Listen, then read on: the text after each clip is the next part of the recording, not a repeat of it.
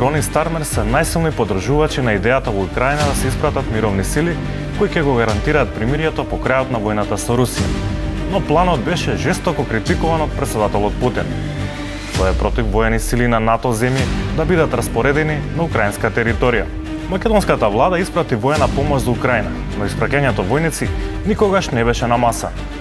За сега, Австралија и Канада покажуваат интерес да учествуваат во мировна мисија. Балтичките земји и Финска исто така се подготвени за придонес, бидејќи сакаат мир и стабилност во регионот. Македонската армија има големо искуство во учество во мировни и воени мисии предводени од Обединетите нации, НАТО и западните сојузници, со операциите во Авганистан, Ирак, Либан и Босна и Херцеговина. Овие мисии беа испратени речиси 5000 војници, инструктори, медицински и офицерски персонал.